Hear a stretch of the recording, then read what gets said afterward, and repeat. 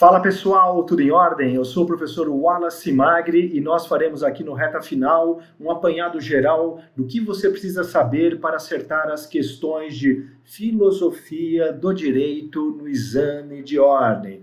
Eu sei, todo exame de ordem é isso aí. Ah, professor Wallace, eu já nem gostava dessa matéria lá na faculdade, achei que teria me livrado dela, aí de repente vou estudar para o exame de ordem e tenho que olhar para essa sua careca para você me dizer sobre duas questões, por enquanto, de exame de ordem que se pergunta sobre filosofia do direito. Por que um advogado, uma advogada tem que saber a esse respeito? Eu diria para você que depois a gente pode bater um papo sobre isso. A real é que eu tenho 20 minutos para fazer um apanhado geral, dar aí algumas dicas, alguns insights, estabelecer o seu pensamento para acertar essas duas questões. Eu já alerto, não precisa saber todos os filósofos e todas as obras de todos os filósofos para acertar a questão no exame de ordem. Se você tiver visto as nossas aulas aqui da rede LFG, fica melhor. Se você tiver estudado direitinho na faculdade, fica melhor ainda. Se você fez simulados anteriores, aí é uma beleza.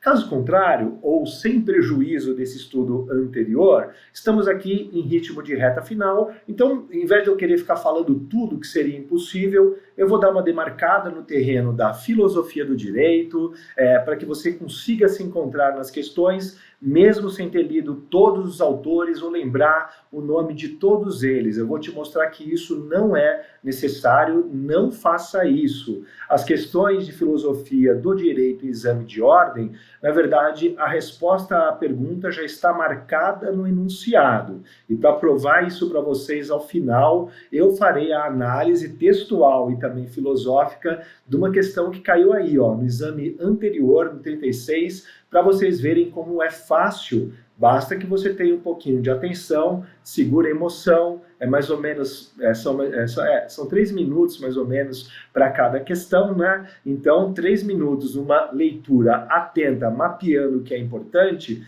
você vai conseguir acertar essas questões, lendo com calma, conforme veremos, e pegando essas dicas de organização geral, de filosofia do direito, só o filé. Só o que interessa, combinado? Se você quiser falar da filosofia, das coisas da vida, do existencialismo, do Nietzsche, do Heidegger, todos esses autores que não caem, você me procura no LinkedIn ou no Instagram. Agora vamos lá com base... A falar a verdade, eu estou desde 2013 dando essas aulas de filosofia do direito para o exame de ordem, mesmo antes de terem caído questões. Eu estava lá com alguns professores pioneiros que estavam tentando imaginar o que cairia em exame de ordem em 2013, antes de ter qualquer tipo de pergunta a esse respeito. Agora já estamos aí em 2023, né? Os meus cabelos não são os mesmos, o conhecimento filosófico, não é que ele cresceu, né? Eu continuo estudando, então eu tenho uma manha aí para vocês poderem acompanhar essas questões comigo. Vocês já viram um spoiler aí da questão que nós vamos estudar. No entanto, o que mais importa é nós tratarmos de contextualizar a tua vida para o exame de ordem. Então vamos embora, maratona LFG para o exame número 37, que é este o exame da sua aprovação. Primeiro, contextualizar, né? Não dá para escolher ou para tentar saber todos os autores. Então, como que a gente faz assim, meio que na manha do gato? Pega 4 fases do pensamento filosófico. Isso eu sei que você consegue guardar, tá? Eu confio em você, você consegue guardar 4 fases do pensamento filosófico, e aí eu vou já dando a letra para vocês de autores que caíram e todo esse negócio acompanhe. Antiguidade. Na antiguidade, todo mundo na filosofia falava grego, tá? Que é o berço do conhecimento ocidental como um todo. Lembrando que quando a Grécia Antiga, notadamente Atenas, foi tomada pelo Império Romano, a tradição grega, que se chama helênica, ela se transbordou também para o Império Romano, que tem mais a ver com o direito normativo. Quando nós falamos de filosofia, é com o grego que a gente vai. Principalmente a partir da escola socrática, Sócrates nunca caiu no exame de ordem, até porque ele não tem nenhuma obra escrita, tá? Mas quando se fala em antiguidade, Sócrates, tudo isso, os autores que mais caem são Platão e principalmente o Aristóteles, tá? Então só guarda esses dois autores para mim. Platão, a República, vem caindo um exame e outro, se eu não me engano, em 2 ou 3 começou a cair um pouco mais agora, recentemente. O Aristóteles está lá marcando espaço desde o começo das questões de exame de ordem. Realmente é um autor muito importante, a obra Ética Nicômaco. Falei da República e Ética Nicômaco, não vou ficar falando de um monte de livro, mas a Ética Nicômaco, sem dúvida nenhuma, o livro quinto de Aristóteles, é onde tem toda a base da questão da justiça, como um justo meio, guarda isso, né? A mesotes, um ponto de equilíbrio. Essa gregaiada aí falava sobre conduta moral, ética, com base naquilo que seria a felicidade. E a felicidade seria exatamente o equilíbrio das paixões. O Platão pega mais pesado, e aí é mais legal saber a respeito da República, né, em que os filósofos deveriam ser os governantes, aí tem toda a divisão do Estado com a divisão das almas, tá? Mas o Aristóteles é o que cai mais em ritmo de revisão. Eu fico com a questão do justo meio do Aristóteles, o equilíbrio que coordena a questão da justiça, ressaltando o justo particular entre justo distributivo e o justo corretivo. O justo distributivo é dado aos cidadãos atenienses a partir dos governantes por mérito, né? Dar a cada um o que é seu é básico dessa questão da filosofia grega meio brisada, mas muito bem feita, mais simples. Então, quando essa questão moral ética cai, muitas vezes, no mais das vezes, é com base, se for nos antigos, com Aristóteles. Guarda essa, justo meio, justo distributivo, dar a cada um o que é seu numa proporção geométrica, e no justo corretivo, tirar de quem ficou com mais para devolver para quem ficou com menos, para dar uma igualdade aritmética entre os cidadãos. Aristóteles, justo meio, justo corretivo, justo distributivo. Depois dá uma olhadinha, confere isso aí, mas essas são as palavras-chave para você lembrar, né, deste professor careca de filosofia quando você for fazer as questões de exame de ordem. Beleza? Então, a antiguidade está por aí, tem as escolas menores, epicurismo, estoicismo, até hoje não caiu, e creio que continuem não caindo. Posso até queimar minha língua, mas não é o que vem acontecendo. Nós seguimos por aqui tendências do examinador, né? Então não dá para fazer um futurologismo, não tem uma bola de cristal, nem sou a mãe de Ná. Então o que dá para fazer é dar o contexto. A medievalidade não cai. Tá? Não cai porque o examinador não pede, porque tem um direito mais relacionado à religião, à fé em Jesus Cristo, cristianismo, todas essas coisas. Tem lá o Santo Agostinho, o São Tomás de Aquino, que relêem, na verdade, né, as obras de Santo Agostinho do Platão e São Tomás de Aquino do Aristóteles. São grandes obras, mas nunca foram pedidas pelo examinador. Então, né, geralmente eles usam a época da medievalidade, da queda do Império Romano, que houve uma cisão entre o Império Romano do Oriente e do Ocidente. No Oriente continuou como Constantinopla ou Bizâncio, até a sua queda em 1453, e hoje em dia é Istambul, que beleza.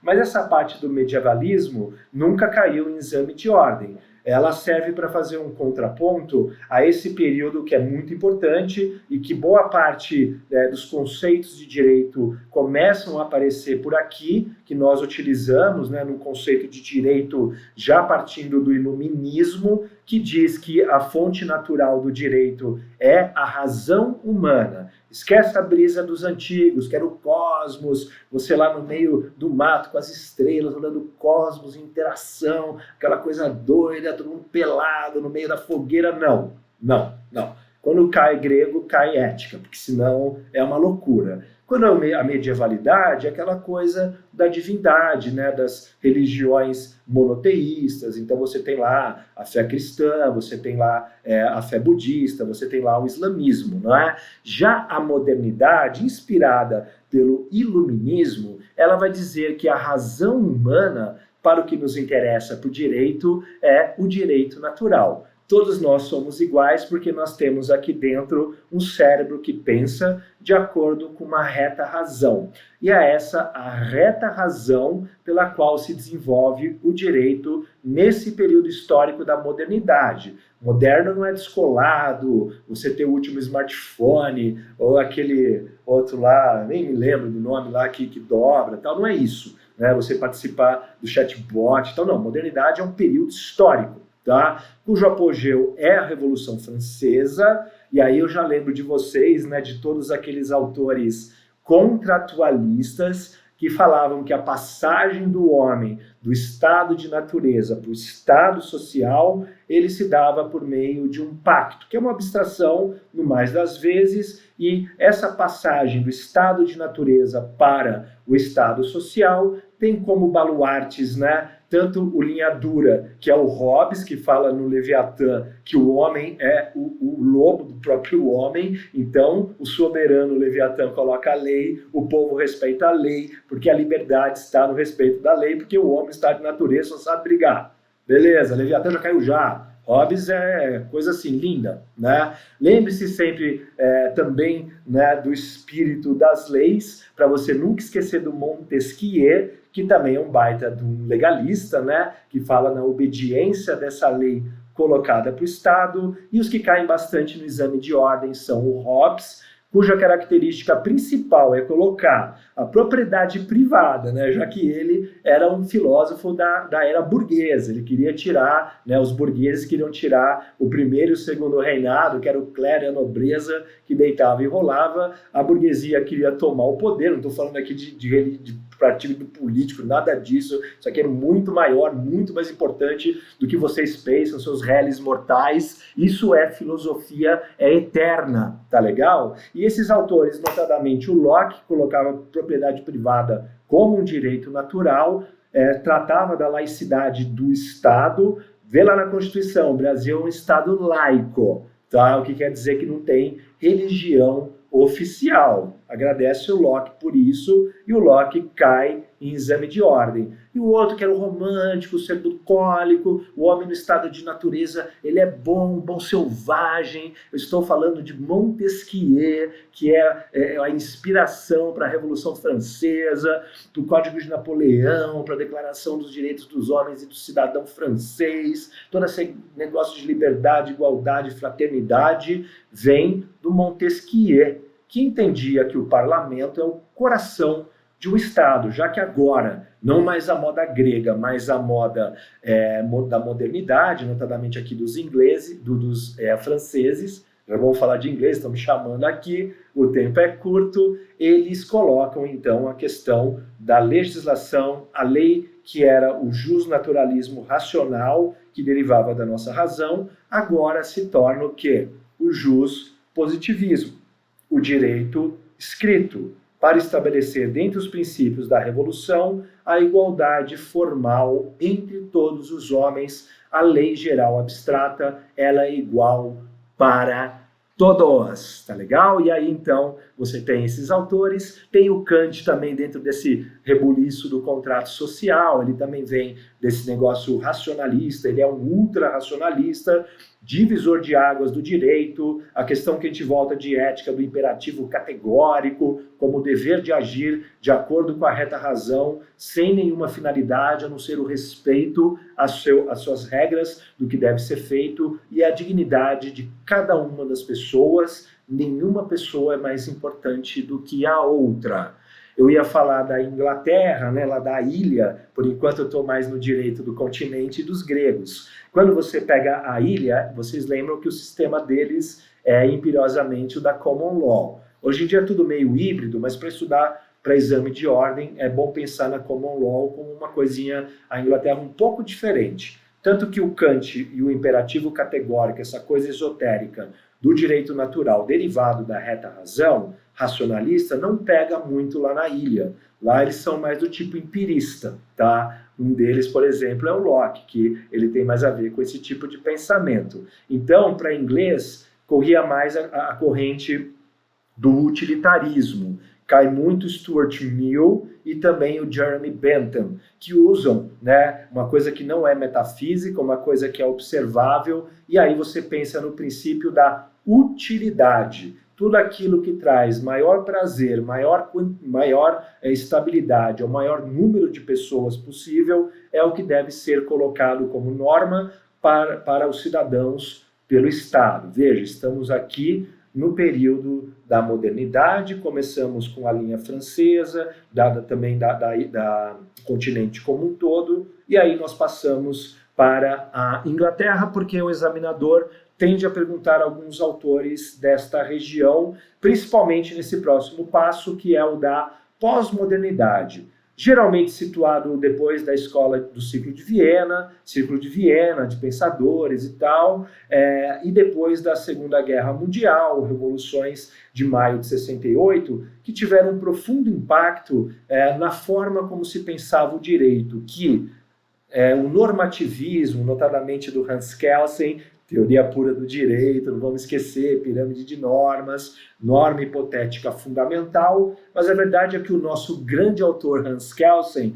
ele dava uma rateada, uma rabiada, quando a questão era de interpretação da norma, nós chamamos isso de hermenêutica jurídica. Ele fica falando lá dos quadros, né, das molduras, para que o juiz aplique autenticamente a norma ao caso concreto, mas deixa para o juiz muita discricionariedade para devolver o fato à norma. Lembra? Subsunção do fato à norma, teoria da imputação, se A é, então B deve ser.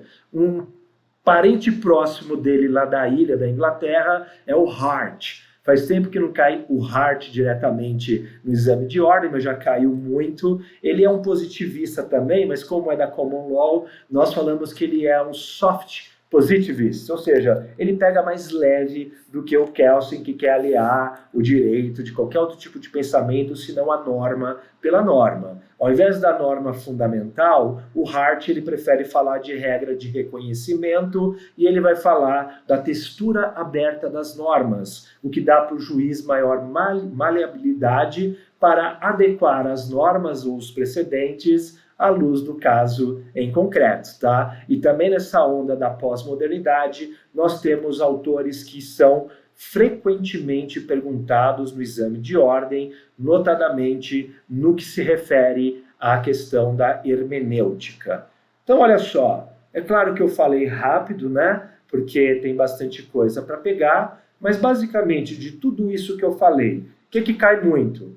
Teoria do ordenamento jurídico, Norberto Bobbio. Eles adoram perguntar de lacunas do ordenamento jurídico, de soluções de antinomia de primeiro e segundo grau, quais são os critérios antinômicos, seja o cronológico, da especialidade, seja o hierárquico, conflito entre também essas regras, os conflitos de segundo grau, as questões do preenchimento de lacunas, tudo isso de acordo com o Bobbio. Dá uma olhada nos 2, 3 exames anteriores que é fácil. Conceito de direito geralmente cai Kelsen, cai Hart, às vezes cai Ehring e a luta pelo direito. Miguel Reale também é um queridinho, parênteses, já caiu mais de uma vez Hannah Arendt, tá? Que trata mais de questões de apátridas, de exilados e tal, e o direito dos homens a terem direitos, independentemente da filiação a uma nação.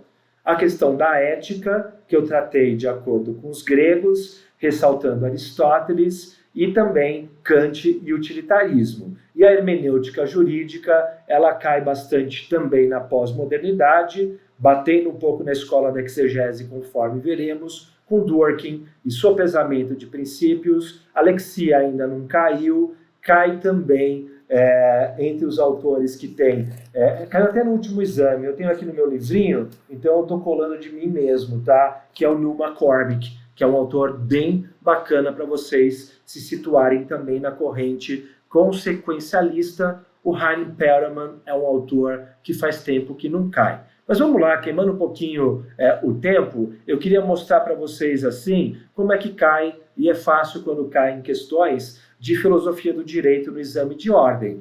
Não precisa decorar o autor, por quê? As questões padronizadas de OAB, a não ser que caia a teoria do ordenamento, elas funcionam dessa maneira. um trecho do livro do autor, um comentário do examinador e as alternativas que, na verdade, você tira da própria questão. E aí você vê aqui, e aí você acerta e já era. Bobbio. Bobbio é o campeão da OAB. Nós adoramos o grande, né, filósofo, jurista, sociólogo do direito, Norberto Bobbio. Olha lá, trecho do livro do Bobbio. Eu tenho esse livro aqui. Vamos ler com calma, estoura aí 3 minutos, mas vocês acertam uma questão, caiu no último exame, vai cair igual? O padrão é o mesmo. O problema da eficácia nos leva ao terreno da aplicação das normas jurídicas, que é o terreno dos comportamentos efetivos dos homens que vivem em sociedade. Então, estamos falando de aplicação da norma, efetividade. Aí o examinador dá uma boiada. Norberto Bobbio, em seu livro Teoria da Norma Jurídica, ao tratar dos critérios de valoração da norma jurídica, fala de 3 critérios possíveis. Olha, já está falando, não precisa ter lido o livro. Justiça, validade e eficácia. E aí vai o nosso examinador fechando o que ele quer. Com relação ao critério da eficácia, na obra em referência, assinale a alternativa correta. Ora, você já tem bastante texto aí para inferir a resposta correta. Aí vamos lá. Sempre tem 2 que é vida louca, uma que dá uma dúvida e aquela que acerta. Aqui na rede LFG você acerta. A, efetividade, esquece o livro. Efetividade toda hora está passando por aqui, que é o terreno dos comportamentos efetivos dos homens que vivem em sociedade, de acordo com o trecho do Bobbio. Aí vamos lá, alternativa A, relaciona-se ao problema da interdependência necessária entre os critérios, isto é, para que uma regra seja eficaz, ela deve também ser válida e ser justa. Não é o que está falando o enunciado, está bonito, né, o jeito que ele escreve, mas vamos colocar em dúvida essa aí. B, diz respeito ao problema de uma norma ser ou não seguida pelas pessoas a quem é dirigida, né? Então está dentro do campo das ações, dos comportamentos efetivos dos homens. E no caso de violação, ser imposta por via coercitiva, né, pela autoridade que a evocou. Aí é a estatização coercitiva das condutas previstas em lei, mas aqui ele está falando também das ações humanas, do comportamento humano. Isso tem a ver com efetividade, vamos deixar ela no alerta. C, trata-se do problema da correspondência ou não da norma aos valores últimos ou finais que inspiram um determinado ordenamento jurídico, expressos pelo legislador de maneira mais ou menos explícita. Isso aqui está um pouco confuso, está falando de valores, né? Então tem mais a ver com justiça. Arranca essa fora. D, refere-se ao problema da existência da regra enquanto tal e se resolve com um juízo de fato,